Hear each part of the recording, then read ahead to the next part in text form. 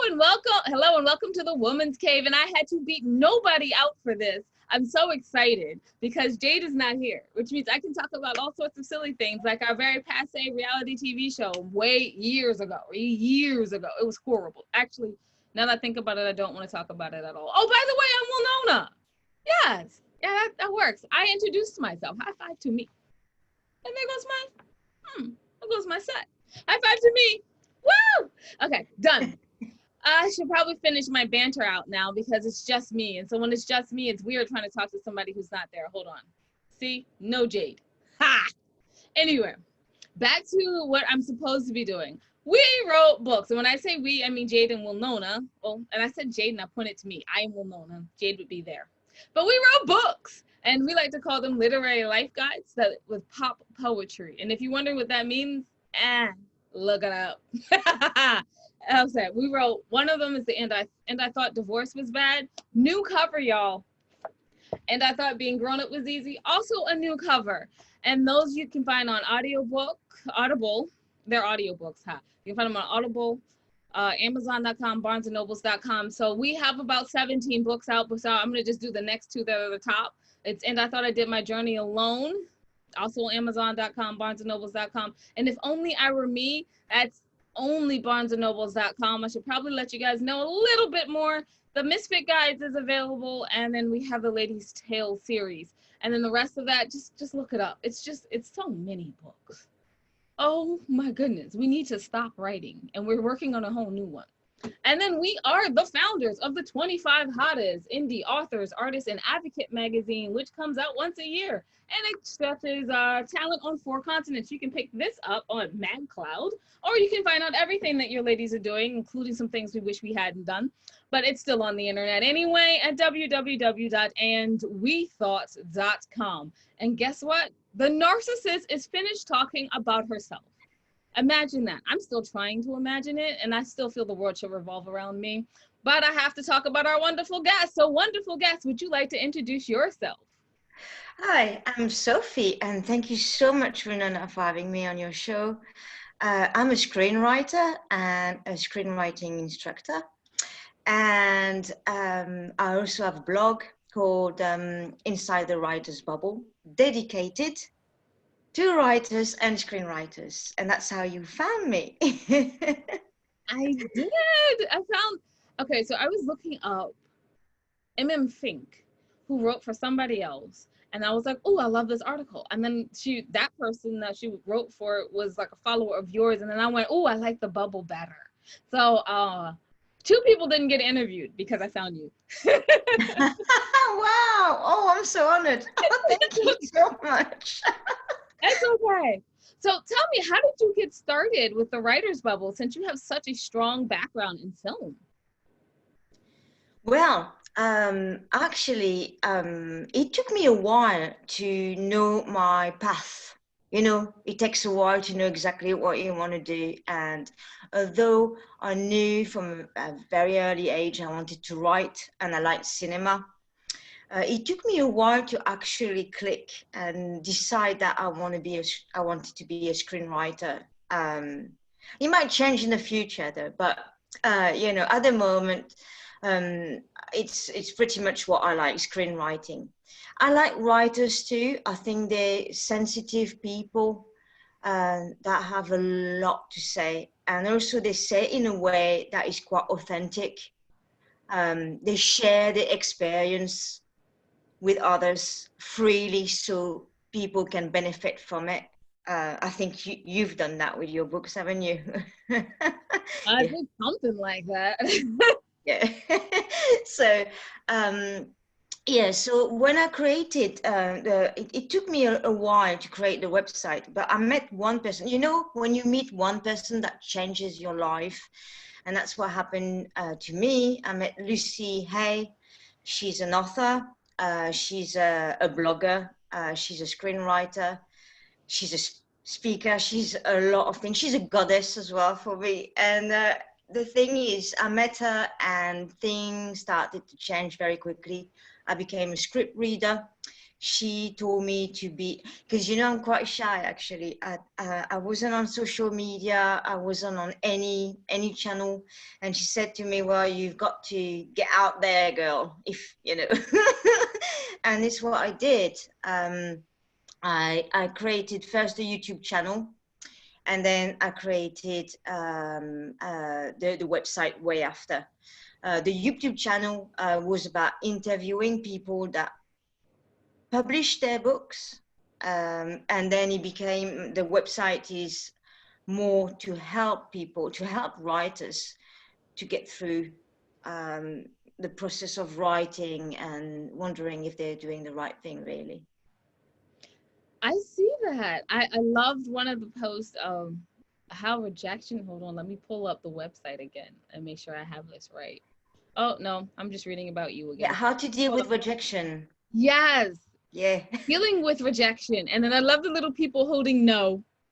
It makes you feel like the no just was like, it's a little softer because those people are the little dolls. Are they, would you call them dolls? Yeah, I would. Yeah, I would. Okay.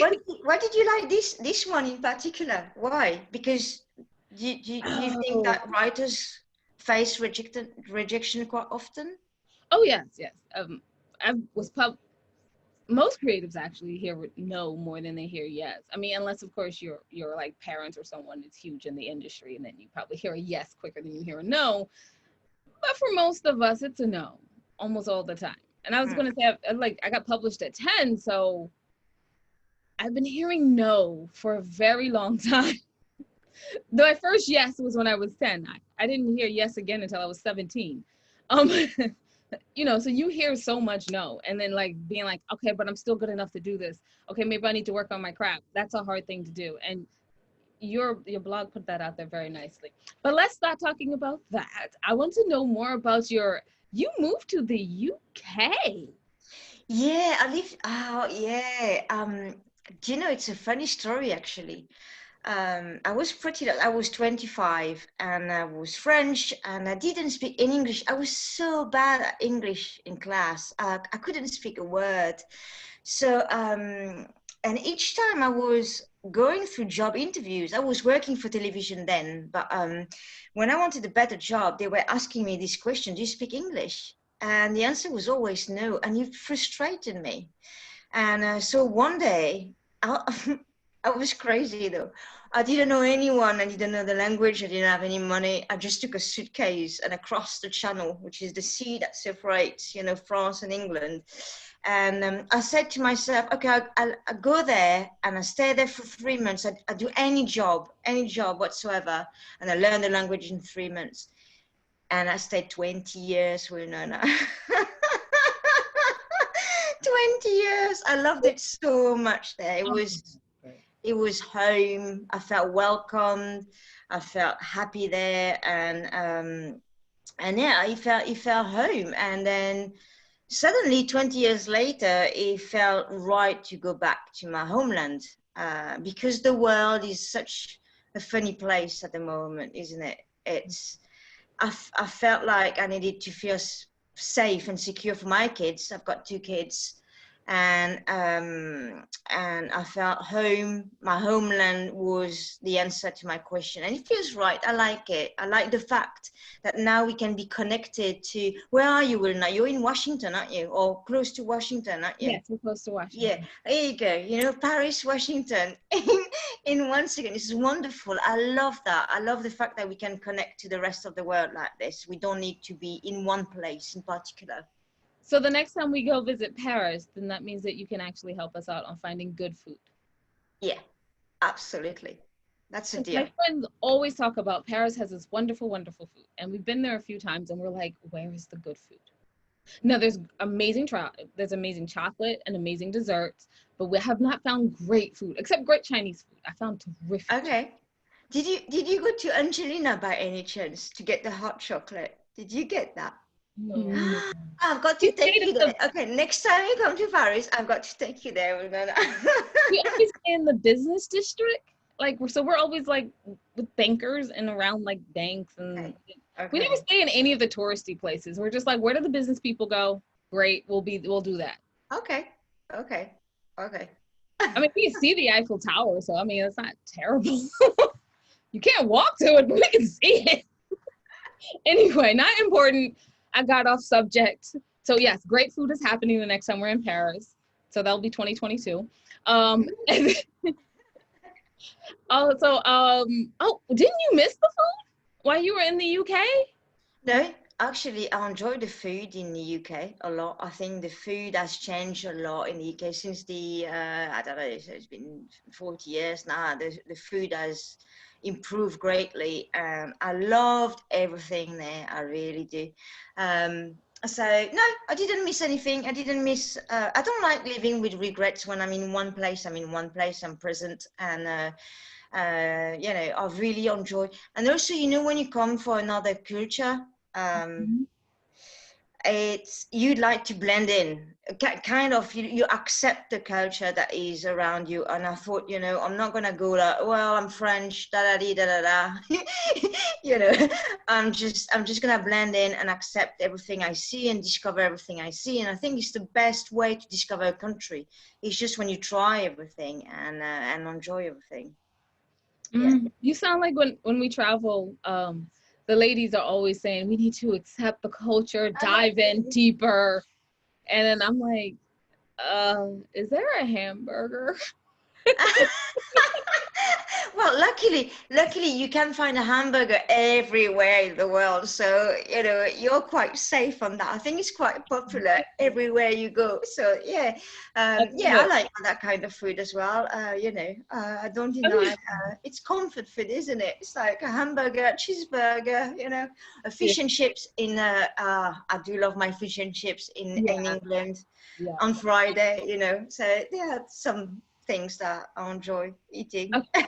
So I'm getting off of food. I didn't tell you before we started this. Is normally if someone talks about travel to like any places that we've been or have not been, and we have questions, I immediately just I'm like, what books? Who cares? I want to know about the country. And Well, then immediately right after that is what do you eat and what do you drink? yeah, Because yeah, that's the yeah, reason for my travel, other than work. yeah, yeah, Like, yeah. when you're working, you're like, I gotta travel here, and then you're like, where do I eat and what do I drink? All right, Mm. I'm getting back focused.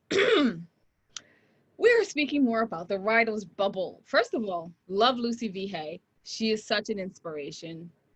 She was actually in our magazine last year. She came to our conference this year. She's just awesome. Like, just like, what don't you Have do? you met her? Have you met her in person No, or not not yet? yet. Okay. You need to meet her. She's bigger than life. She's just incredible. She's really a goddess. And she has so much energy. And I don't know if you know her history, but she went through a lot of challenges in her life. Cancer is one of them, and she still wrote books and got out there and be so strong for herself and for her children. She's just amazing, and she helps so many people. That's the thing as well. She's a wonderful lady because she's always there to help. If you ask her, how can I do this and that, she's always there to put people in the right track. And I really love her. And I'm glad you know her. And I'm glad that you like her as well. Oh yes, she has so much energy. Like I don't know how she does it. And even when you like listen to something that she's taught at or saw a video of something that she taught, like most of the time when you see someone teach, it's like, yay, slide, slide talking. But when you see her teach, it's like, we can get this done.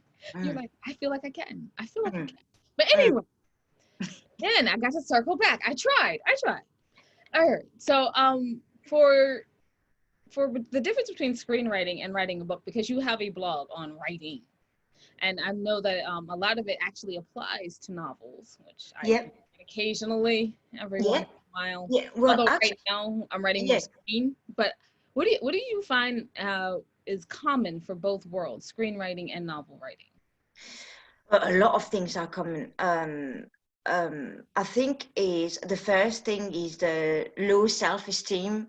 When you start writing a project, you always wonder if it's if some people are gonna like it, if it's gonna be if you write well or not. Um, the process of writing a screenplay or a book is the same. You have the same questions. And also, if it's a fiction, you ask the same question about character, structure, pace, all these kind of things. So there are a lot of common things. I would say that the only difference, I think I'd be quicker if I said the difference, is like when you write a screenplay is not meant to be as poetic as a novel. It's a document that should be read by the film director, the actors, the makeup artist, the DOP.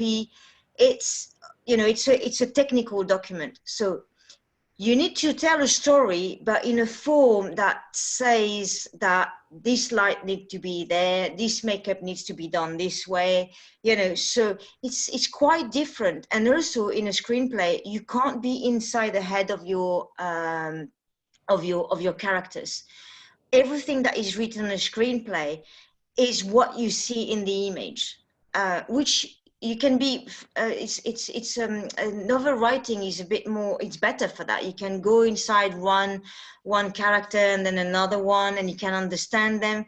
The difficulty in a screenplay is actually you understand them through their actions, and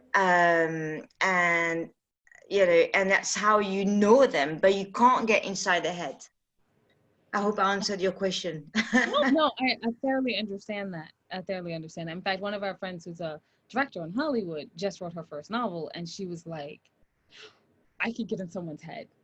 And I was like, yeah. And she was like, yeah, but it's so much fun. Like, I can tell you exactly what was thinking and then what motivated the action that you then saw and then the outcomes. And I was like, yeah, that's called writing a novel. And she's like, yes, but it's so fun. And I was like, yeah, it is.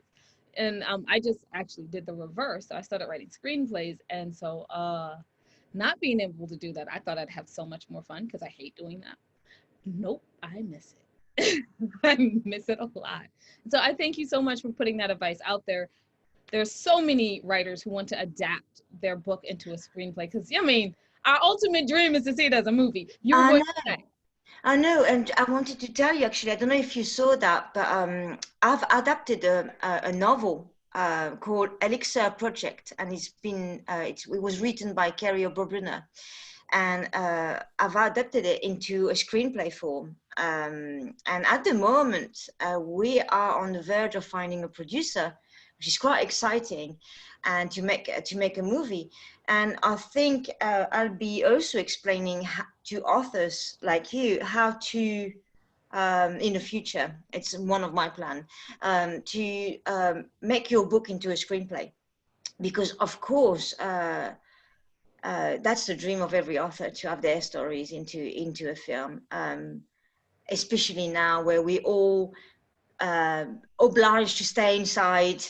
We want to read and we want to see films, and it's very popular, and I understand that, and I want to help authors to do so, definitely. So great. Okay. So wholeheartedly. It's a fun process. It's also a sad process. If any author out there is wondering what on earth I'm talking about, you can just email us or something. Go to the website and ask me what I'm talking about, and I will happily explain why it's sad. But so we can look forward to this coming up on the Writer's Bubble then, more about adaptation. What else can we look forward to seeing? Well, actually, I'm going to change because formerly I was a consultant on screenplays, but now it's changing, and I'm going to tell you today for the first time. I'm going to announce it for you today for the first time. I think I'm going to do more helping and supporting authors or screenwriters in the process from A to Z. I'm going to have weekly Zoom meetings with them in one-to-one. I'm going to develop more supports for them because sometimes they have a big idea, and I get that a lot, is I've got a big idea for a film, I would like to write it, or for a book, but I don't know where to start. The idea is bigger than me. I don't know where to start. And because I've heard this quite a lot. I thought, all right, okay, so I'm going to help you from the start to the finish. And that's what I'm going to develop on Writer's Bubble soon. And I'm going to develop some courses as well to download on screenwriting and on adapting your book into a screenplay. All that coming soon. So when people listen to this podcast or they see the YouTube video and they come to your site, what can they expect to see and where do you think they should start? Because you have so much on here. Oh, thank you. Well, okay. So the first thing is where I started with the YouTube channel, which is also on the website. It's all the interviews of authors that I've interviewed. The reason why I've done that is I wanted to find ways on how you do it, how you actually, you're quite special because you started very early.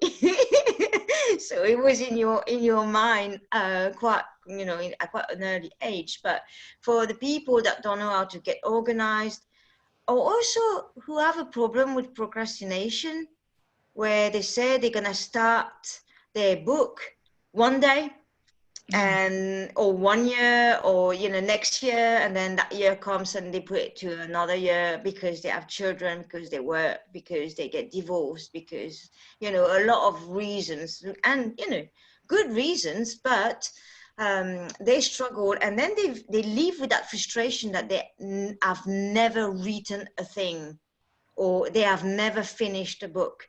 And that is, I'm trying to get that frustration out. So out of my website, they can see support, they can see tips on writing, they can see tips on fighting procrastination. They can see also how writers make it, what does it take to actually make it. We think it's impossible, but actually it's just a lot of work. That's all it is. It's a lot of work. And yeah, of course, talent, but talent comes with writing again and again and again. It's a stumble and fall process, and it's not always good. Sometimes it's quite ugly, and we have to accept this. It's normal. So this process is quite a nurturing website for authors and for writers and for screenwriters, really.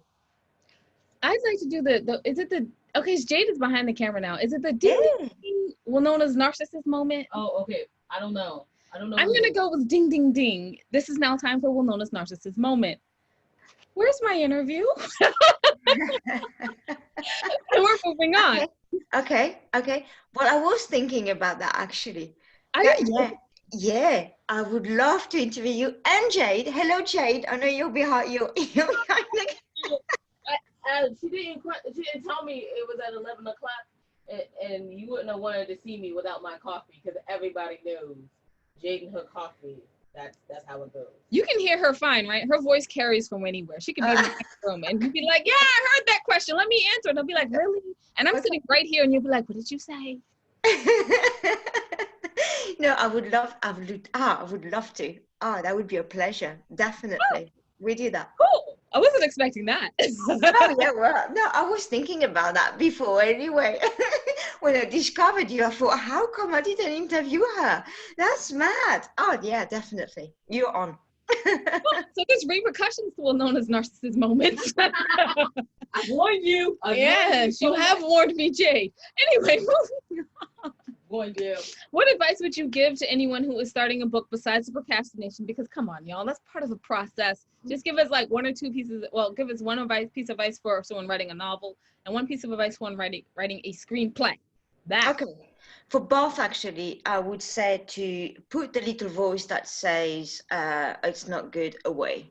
If you want to write something, you need to pretend, at least to pretend, that what you're writing is going to be good. And the reason is because we are so harsh with ourselves. We're actually harsher with ourselves than we are with anyone else.